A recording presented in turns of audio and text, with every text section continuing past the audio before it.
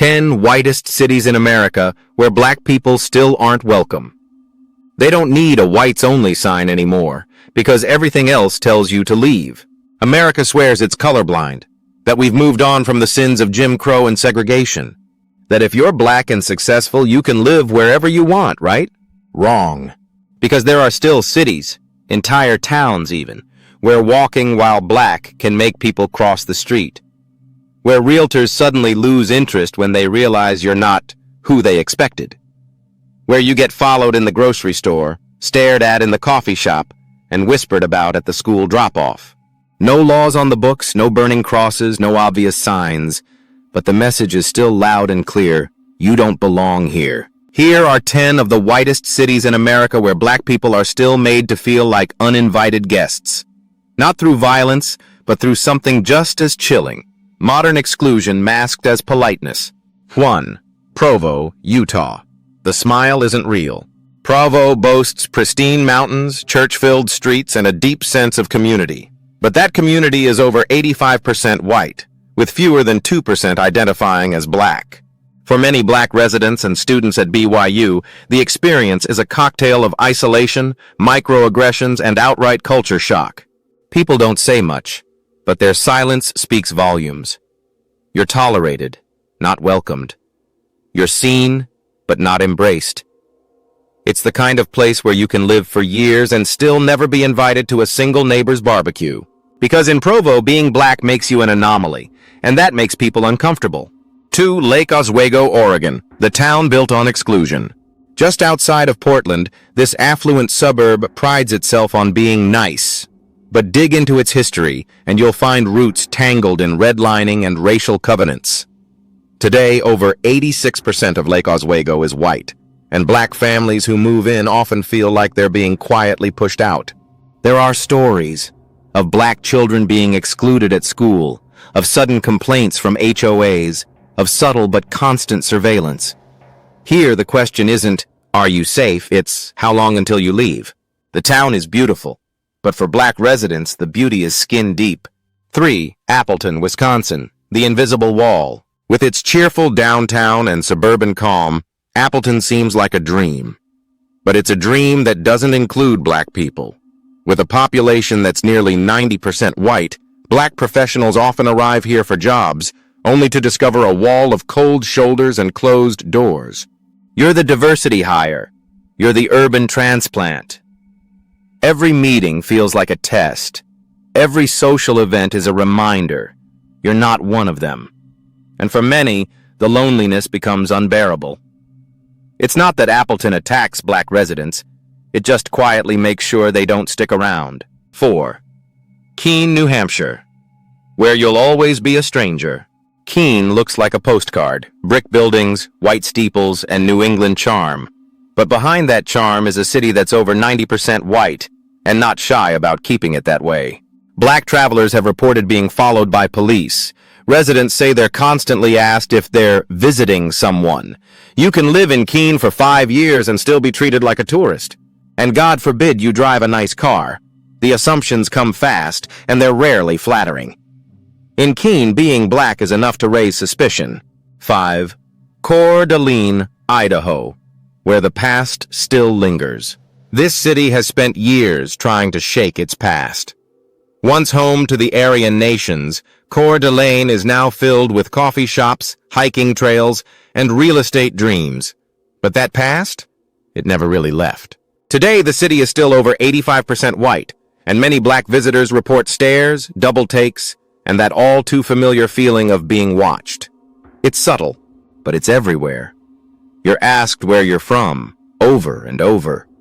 You're warned about certain parts of town, and no matter how long you stay, it's made clear you're not from here, and you shouldn't get comfortable. 6.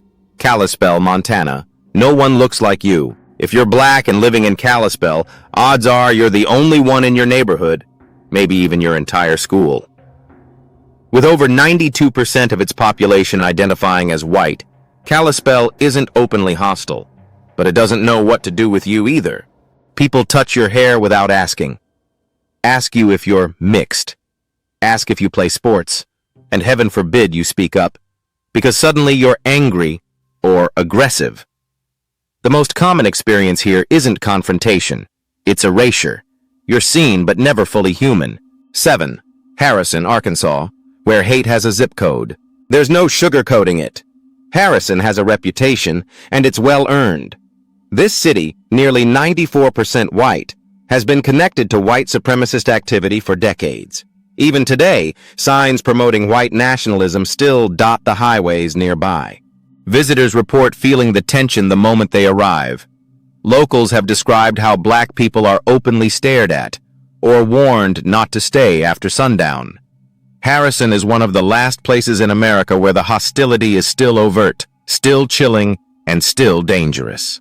8. Bountiful, Utah. The kindness that excludes. On paper, Bountiful looks safe, clean, and ideal for families. But with a population that's over 89% white, this suburb functions like a gated community of the mind. If you're black, you'll hear things like, "You're so articulate," or "You're not like the others," and it's always said with a smile. But under that smile is a cold distance. You're never invited in. Your children are treated like anomalies. Your culture is tolerated, never celebrated. In Bountiful, the racism isn't loud, but it's ever present. 9. Traverse City, Michigan, where diversity is a threat. This lakeside town is beautiful, and more than 91% white. But behind its liberal reputation lies a community that has resisted diversity programs, equity reforms, and inclusive education with shocking intensity. Black teachers have quit. Black students have transferred. And the stories keep coming, of school boards ignoring racism, of locals rejecting DEI initiatives, and of families quietly deciding this isn't worth it. Traverse City may smile for the cameras, but for many black folks, it's a photo they never want to be in. 10. Spanish Fork, Utah. Polite but unwelcoming.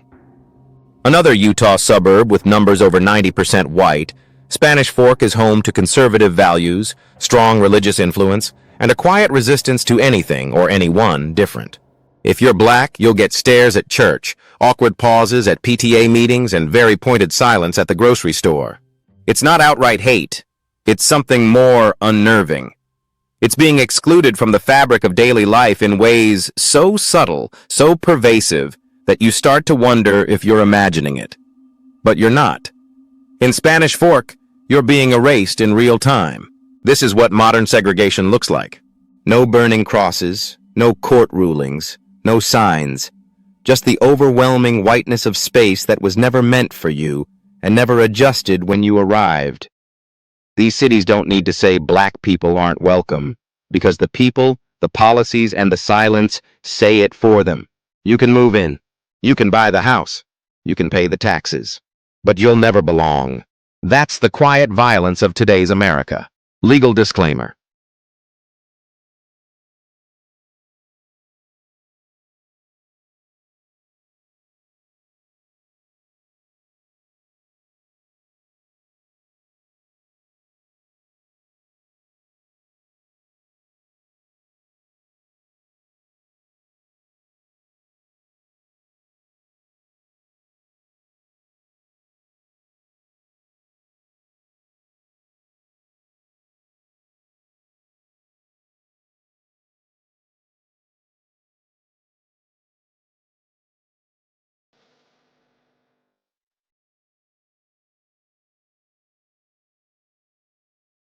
This video is intended for educational and commentary purposes only. Our goal is to shed light on the lived experiences of Black Americans in overwhelmingly white spaces and spark necessary conversations about race, belonging, and systemic exclusion. We do not promote hate or discrimination in any form.